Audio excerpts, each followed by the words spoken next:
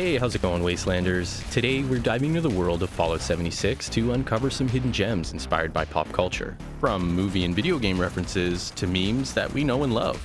If you like what you see, maybe like the video and subscribe to the channel for some more gaming content. We really appreciate it. Alright, enough of that, let's get to it. Here are all the Easter eggs that I was able to find hidden throughout the vast world of Fallout 76.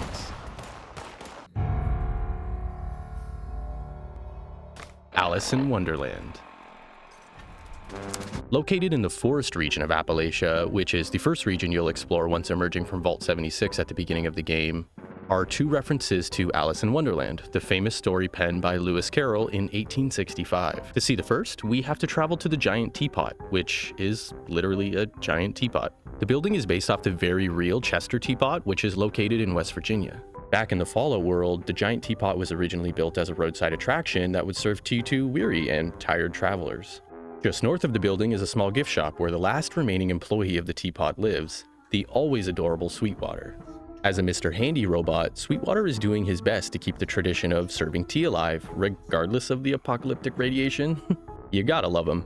Surrounding the giant teapot are a number of ghouls who will do their best to eat you, but they aren't anything that a few blasts to the face can't take care of. Once inside, we'll find a small piece of paper wedged between two cash registers and a couple of children's playing blocks. The date 10/6 is scribbled onto the paper, and the blocks look to be spelling out the word late. These are both a reference to one of Alice in Wonderland's most iconic symbols, the hat of the absolutely insane Mad Hatter. On his oversized hat, he has a place card stuck in the brim that displays the numbers 10/6.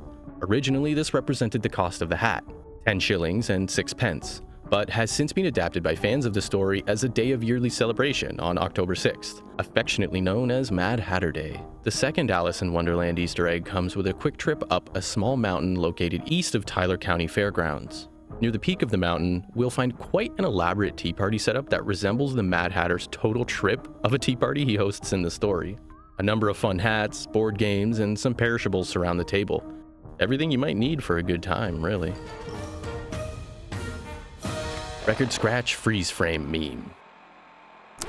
Heading back down to Tyler County Fairgrounds, our next Easter egg will be located on top of the farm to food booth within the fairgrounds. This one is a bit different in that it isn't a movie or TV reference, but a very well-known meme that has instilled itself in modern-day culture.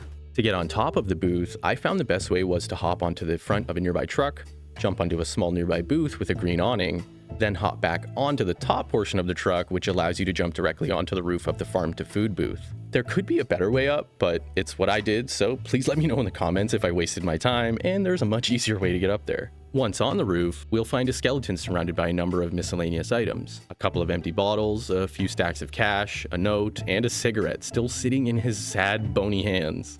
Picking up and reading the note, we'll see an obvious reference to the "Yup, that's me" record scratch meme. The note goes on to elaborate a bit on how our unlucky friend found himself up here, but unfortunately the bottom half of the note is torn off, so we'll never actually know. According to knowyourmeme.com, which is a great name, the record scratch meme originated in a 2010 episode of Robot Chicken Star Wars, later being popularized on 4chan, and now lives eternally in all of our hearts and minds. Sorry kid, your heart was replaced by a meme. LMAO. Back to the Future. Another Easter egg that can be found in the forest region is a reference to both Einstein and Back to the Future. What the developers were intending to reference is up to you, or them, I guess, maybe me. I tried emailing Todd Howard to ask, but he just left me on red. Just south of Vault 76, we'll find the appropriately named isolated cabin, where inside we find the deceased Reuben Gill, who at one point was the overseer of Vault 51. For those unaware, the overseer is essentially the leader of each vault. Reuben's story is quite sad, honestly. After the woman he loved was found dead in Vault 51, Reuben went on a murderous rampage that ended up leaving him the last inhabitant of the vault. For an entire 6 years he lived alone in the empty vault, until one day he decided to escape by hiding in a large crate that was shipped outside of the vault to Morgantown. Kinda smart, honestly. This guy outsmarted machines. What caused his death is unknown, but at least he now lays peacefully and quiet, with pockets full of loot for us to steal. Beside the isolated cabin and behind a rustic truck, we'll find a red doghouse that has a mathematical formula written on its floor, along with some test tubes and a periodic table of elements on its wall. The formula, which I'll show here, is one of Einstein's field equations he published in 1915, which elaborates on his theory of relativity. What makes me say that this is a Back to the Future reference is that in the movie there is a dog named Einstein, and having all of this stuff in a doghouse, one could argue that the developers were specifically referencing the movie over the man. Doom. East of Vault 76 is Morgantown, one of the larger and more bustling areas in the forest region, based off of the very real location of Morgantown, West Virginia. Before the apocalypse, Morgantown was the home of Vault Tech University, and was a hotbed for transportation that featured a functioning monorail and airport. After the bombs dropped, Morgantown fell to the chaotic violence caused by gangs of students that were left fighting for rations from the university and a nearby high school. What remains today is a soulless town ravaged by radiation, leaving only ghouls and scorched left to wander its streets. In the center of the town, we can find a multi-level building with a large apartment sign attached to it. Making our way up to the second floor of the building, we'll find a nursery in one of the apartments. Inside, we find some children's blocks on a dresser that spell out BFG. No, not Big Friendly Giant, but Big F***ing Gun. A reference to the very famous weapon from the Doom franchise, which Bethesda has owned the publishing rights for since 2010. Breaking Bad. Science, bitch! In the Savage Divide region of Appalachia, we'll find Sugar Grove Radio Station, a government surveillance facility that was once used to monitor possible rebellious uprisings. Just north of Sugar Grove, we can find an unmarked location where a skeleton lay in a lab coat near a number of semi-buried blue barrels which are covered in fat stacks of cash. A number of yellow barrels lay in a rusted-out truck bed, and near the skeleton is a gas mask and shovel. A scenario awfully reminiscent of when Walter White buried his money in the desert, ultimately leading to one of the most devastating moments of Breaking Bad, which says a lot, as the show was full of them. Oh, and also I would like to retract my previous statements about the fat stacks of cash. There was no pre-war money here, I swear. The Elder Scrolls V: Skyrim. At the end of Route 103 is Vault 96, a vault that was originally advertised as somewhere to preserve plant and animal life throughout the apocalypse, but was actually somewhere Vault Tech would perform science experiments resulting in some horrific genetic mutations. Following a small path west of Vault 96, we'll eventually come to a carriage carrying 3 corpses, along with a dead driver. For anyone who's played Skyrim on the PS3, PS4, PC, Xbox 360, Xbox One, Nintendo Switch, PlayStation 5, Xbox Series S, come on, Todd! This clearly resembles the ultra-famous opening of the game, which has been memed to hell and back, including in our channel trailer, and is one of the most famous scenes in gaming, so I'm really not surprised Bethesda decided to include this in another one of their games. Another fun tidbit, inside the carriage, one of the corpses has an empty bottle of Nuka-Shine. Throughout the game, there are multiple instances of your character drinking Nuka-Shine and passing out, eventually waking up in random locations throughout the map, this carriage being one of them. Futurama. There are a couple of Futurama Easter eggs in Fallout 76, so I'll include all the ones that I was able to track down. Located in the Cranberry Bog region is Robco Research Center, a facility that was essential in the study and production of robots, but more specifically RoboBrains, which are a type of robot that appears throughout the Fallout series, who is superior to most other robots as it has an actual gooey brain as its central processing unit, instead of like, a motherboard or something. Heading up a few flights of stairs, we'll eventually come across the research lab wing of the building where a terminal is located and a very well-known quote from Professor Farnsworth. Good news, everyone. Oh, God, I remember good news. That was before the war. God, oh, God. Making our way back to the Savage Divide region, we'll eventually come across a large metal dome called, well, Metal Dome. It's a very literal name. The dome was created by a gang of Blood Eagles as a battle area to test out their fighting robots, similar to the amazing TV show BattleBots, which I highly suggest you check out if you don't know. Within the interior of the dome, there are a number of sayings written on the walls in what looks like chalk. Some are fun quotes relating to the game, but the one that relates to Futurama is arguably the second most famous line from the show. Bite my shiny metal ass! Except here, instead of shiny, it says rusty, which I think is appropriate given the condition of the tetanus-infested dome. The Shinning! There are a couple of Stephen King references throughout Appalachia, at least that I was able to find, so I'll list those now. The Shining may very well be my all-time favorite movie, so to say I was excited when I found the Torrance house in the forest region would be an understatement. I was hesitant to think that this was a reference to Jack Torrance and not just a common name for a house. But to my absolute glee, that wasn't the case, as there are a number of references to the 1980 movie in and around the house. With this being Fallout, there's of course lore that explains the name. Before the bombs dropped, the building was owned by Brody Torrance, a member of the Cutthroats Raider gang. After the war, Brody went on to have a horrific life where he moved through multiple gangs, eventually finding love, only to be forced to kill the very person that he loved. That's pretty bleak. Let's get back to the Easter eggs. On its south side of the roof, two skeletons romantically sit together with some candles and a bottle of wine. As far as I know, this isn't a reference to The Shining, but it is so specific that it has to be a reference to something. So I just wanted to include it so that, you guys could please let me know in the comments if it looks familiar or is a reference to something. As far as actual confirmed Easter eggs go, on some maintenance scaffolding at the rear of the house, you can find a small tricycle, similar to the one Danny Torrance rides, and a number of children's blocks that spell out "Red Rum, murder backwards, dum dum dum." Looking up from the scaffolding, we'll see a hedge maze, complete with a number of very angry robots.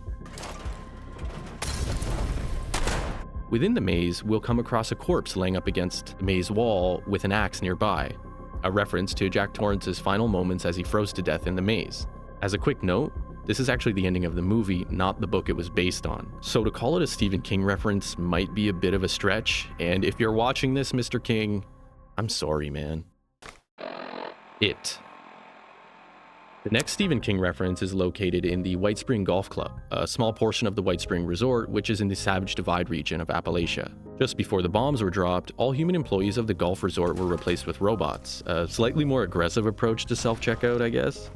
After the bombs, those same robotic employees followed their original directive: evict all humans. A number of feral ghouls also claim home to the club, so be careful making your way through. To avoid the headache that is all those ghouls, the quickest and safest and honestly easiest way to this Easter egg is through one of the club's locked back doors. Picking the locked door will lead you into a small kitchen area, and in the fridge hides a small clown figurine holding a red balloon, an obvious reference to Pennywise the Clown and his balloons that let small children know of the impending horrific doom coming their way. Stupid kids. Killing them softly. The Fallout series has always taken pride in its adorable mascot, Vault Boy. It's a total pleasure in seeing countless variations of the character, from different perk designs to in-game advertising. There honestly seems to be an endless supply of Vault Boy variants. Some are totally absurd, like the unreleased baby killer perk shown here. Yikes. One that immediately stood out for me and had me doing that Leonardo DiCaprio meme was the Enforcer perk. The perk design parodies Brad Pitt's character in the 2012 film Killing Them Softly. You could say I'm a bit of a fan of the movie. The posture, the shotgun, and the killer goatee of the Vault Boy totally sell it. The movie did have a wide release, but it isn't necessarily a popular movie, so I'm going to say it's safe to assume one of the developers enjoyed it as much as I did. The Magic School Bus. This one is for my fellow 90s kids who are also stuck in the never-ending loop of chasing nostalgia. In the parking lot just north of Camden Park is an off-yellow, dilapidated school bus parked near a small overhang. Heading inside and to the front of the bus, we'll find a variation of the Mr. Fuzzy Bear that is looking quite dapper in a golden bow tie and a clown hat.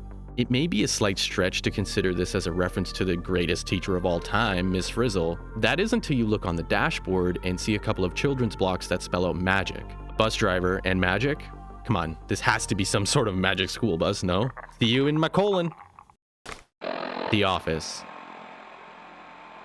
This Easter egg also takes place in Camden Park, specifically in the employee office. Heading inside, we'll find a poor skeleton who seems to have been completely evaporated while crunching park numbers. Reading the terminal, we'll find a number of employee infraction reports. I'm assuming our skeleton here was in human resources. Nerd. Clicking the report of an employee named Marty Porkins, an employee who was originally written up for stealing a number of food items within the park. An update on the report shows the Porkins family made a donation to the park and Marty's new role upgraded to assistant to the park manager. Another update on the same report shows that his title was again changed to assistant park manager. Any fans of the TV show The Office will immediately recognize this as an ongoing gag between Dwight and Michael in the US version, or Gareth and David in the UK version. Both Dwight and Gareth publicly claim to be the assistant regional manager, only to always be corrected in that they are in fact the assistant to the regional manager, a much different role. I love to imagine our skeleton friend here being Marty Porkins, using his last dying breath to sneak into the office to upgrade his role right before being evaporated by a bomb. I guess it's good that he got a promotion to the afterlife, though. The Simpsons. Inside the beautiful, atmospheric, totally safe Uncanny Caverns, there is a small talk box that, when activated, offers an audio tour by Dick Shale, a pre-war voice actor who was hired to narrate a number of audio tours and holotapes throughout the land. Listening in, we'll hear his greeting is very similar to Troy McClure from The Simpsons. Greetings, adventurers. I'm Dick Shale. You may remember me from automated tours at locations such as the Fancy Lads Factory and Cricket Sport. There's an ongoing gag within the show where he essentially goes through his resume while introducing himself. You might remember me from such films as blah blah blah blah blah. The reference here is pretty minor, but level designer Steve Massey confirmed Dick Shale was designed to be a Troy McClure type, a local celebrity with an inflated ego who incorporates his shameless product placement into all of his voiceovers. Titanic. East of the lakeside cabins, a name they should probably think about updating as the lake has unfortunately long since dried up, we'll find a skeleton laying dramatically on a door with an arm reaching out towards another partially sunken skeleton. This is a reference to the characters of Jack and Rose in the movie Titanic. Spoiler alert, I guess, but near the end of the movie, Rose survives by floating on a door, while Jack isn't so lucky as the door couldn't fit them both without sinking. For any fans of the show Mythbusters, they proved it was actually plausible for both Rose and Jack to survive by floating on the door, as long as they tied Rose's life jacket underneath the board to help with the buoyancy. I'm getting a little off track here, but I thought it was a neat tidbit. I also really like the somewhat sad detail of our map showing a healthy, full lake, which we can obviously see is no longer accurate. Quite sad, really, and something that we probably are all living through right now. Global warming, hashtag. Toy Story 3. Just east of Bleeding Kate's Grindhouse, which is an incredible name, we find a large broken down truck in the road with a Comrade Chubbs teddy bear tied to its front grille. Also, I guess another slight spoiler, but this is a reference to the ending of Toy Story 3, where the villainous teddy bear Lotso was found by a trucker and tied to the front of his truck, leaving him eternally damned to disappointment and a mouthful of bugs. Videodrome. Heading into the mountains east of Morgantown, we'll find the very beautiful Ingram Mansion. At the rear of the building is a terminal with a holotape named Cultist's Mind's Eye. Before playing the holotape, I suggest perching yourself on the tree stump diving board that offers a gorgeous overlooking view of the map. The very first line of the tape is a direct reference to the 1993 David Cronenberg film Videodrome. We can overhear the cultist claim, "The cathode ray tube is the retina to the mind's eye," which is a reference to the Videodrome character Bryan Oblivion when he states, "The television screen has become the retina of the mind's eye." And that'll do it. I hope it was a fun watch, and I hope you guys learned a couple of things. Let me know if I should do a part 2, because we all know how many freaking Easter eggs Bethesda hides in these damn games, so I'm sure there are a ton that I'm missing. So please let me know in the comments below if I did, in fact, miss any. I really, really appreciate you hanging it out right till the end. Don't forget to like and subscribe to the video. I know it sounds annoying, but we've got to say it. We've got to say it. We've always got new content coming out, and, we really like it to be seen, to put it lightly. All right, thank you so much, you guys. Everyone take care. I'll see you on the next one.